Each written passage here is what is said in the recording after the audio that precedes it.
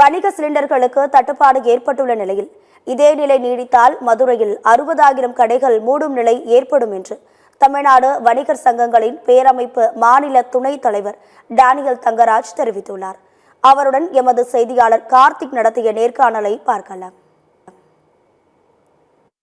Iran Israel போர் பதட்ட காரணமாக தற்போது எரிவாயு இறக்குமதியில் சிரமம் ஏற்பட்டிருக்க நிலையில் இந்தியாவை பொறுத்தவரை பெங்களூரில் உணவகங்கள் அதிக அளவில் மூடப்பட்டு வரும் நிலையில் தற்போது சென்னையிலும் கூட இன்றைய நிலையில் தற்போது உணவகங்கள் மூடும் நிலை ஏற்பட்டிருக்கின்றது என்று கூறலாம். அந்த நிலையில் தென் மாவட்டங்களில் குறிப்பாக சொல்ல மதுரை நகரில் தற்போது சிலிண்டர் தட்டுப்பாடு எப்படி இருக்கிறது என்பது குறித்து தெரிவிப்பதற்காக தமிழ்நாடு வணிகர் சங்கங்களின் பேரமைப்பின் மாநில துணைத் தலைவரும் மதுரை தனியார் உணவகத்தின் உரிமையாளருமான டேனியல் தங்கராஜ் அவர்கள் இருக்கிறார். அவரிடம் கேட்போம்.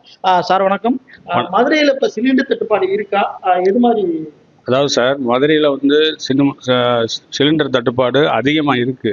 அடுத்து மற்ற நகரங்களோட விலை கம்மியாகவும் சுயாவாகவும் நம்ம மதுரையில் நம்ம உணவும் கொடுக்கும்போது சிலிண்டர் விலை கூடும்போது அதை சமாளிக்க முடியல, கடை நடத்த முடியல. ஆனால் அதே நேரத்தில் ஒரு நாளைக்கு ஒரு விலை, இன்று 1800, முந்தா நாள் 1600, நாளை 2100, இப்படி ஒவ்வொரு நாளுக்கும் ஒவ்வொரு விலையாக மாறிக்கொண்டே போகிறது. அப்போ இதை வாங்கி இன்னும் கவர்மெண்ட் சொல்வதை பார்த்தால் இன்னும் ஒரு வாரம் 10 நாளுக்குள்ளதான் இருப்பதாக, எரிவாயு இருப்பதாக தகவல் தெரியப்படுத்தி கொண்டிருக்கிறார்கள். ஒருவேளை ஒரு 10 நாளைக்குள் விலைவாசி 3000, 4000 என்று ஏறினாலும், சிலிண்டர் கிடைக்காத தட்டுப்பாடு இருந்தாலும் மதுரையில் உள்ள எல்லா கடைகளிலும் அடைக்கக்கூடிய சூழ்நிலை கட்டாயம் வரும். அதில் மாற்றம் இல்லை. மத்திய அரசு நமக்கு கொஞ்சம் அதிகமாக அந்த எரிவாயு பொருட்களை ஒதுக்கி தமிழ்நாடை கொஞ்சம் கவனிக்க வேண்டும் என்பது எங்களுடைய கோரிக்கையாக நாங்கள் வைக்கிறோம். இப்பொழுது சிலிண்டர் விலை கூடியதில் எங்களுக்கு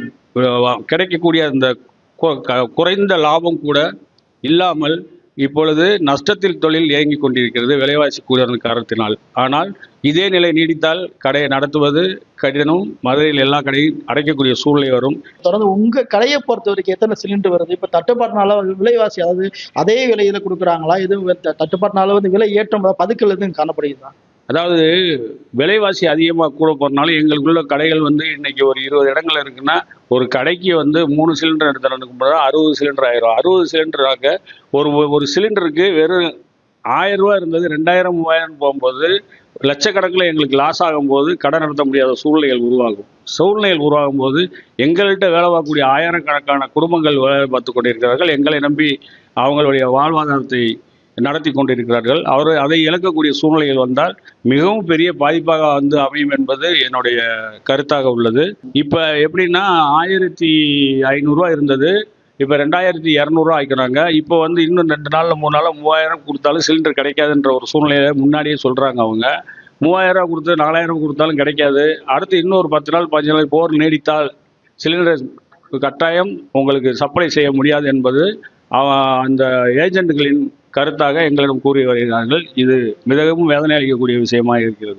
நீடித்தால் அது என்ன ஒரு அபாய நிலை ஏற்படும்? அதாவது இதுல 70,000 கடைகள் இருக்கு.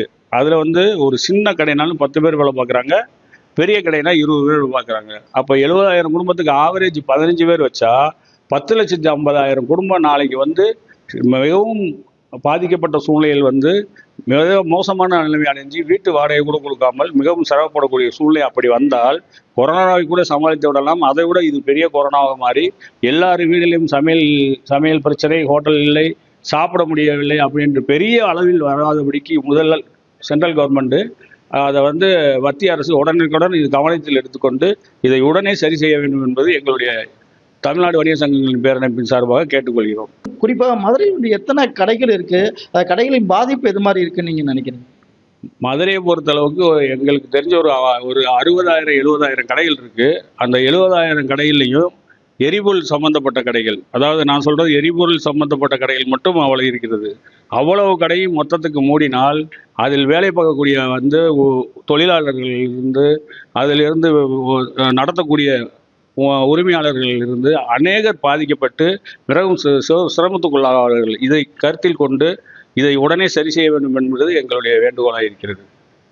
கண்டிப்பாக மதுரையை பொறுத்த வரைக்கும் 60,000க்கும் மேலாக அந்த கடைகள் இயங்கி வரும் நிலையில் தற்போது சிலிண்டர் தட்டுப்பாடால் பெரும் அபாயம் ஏற்படும் சூழ்நிலை ஏற்பட்டிருக்கிறது. தொடர்ந்து அரசு கவனம் கொண்டு வந்து இதை நடவடிக்கை எடுக்க வேண்டும் என்று தெரிவித்துள்ளார். சத்தியம் டிவிக்காக ஒளிப்பதிவாளர் ராமலிங்கத்துடன் மதுரையிலிருந்து கார்த்திக்.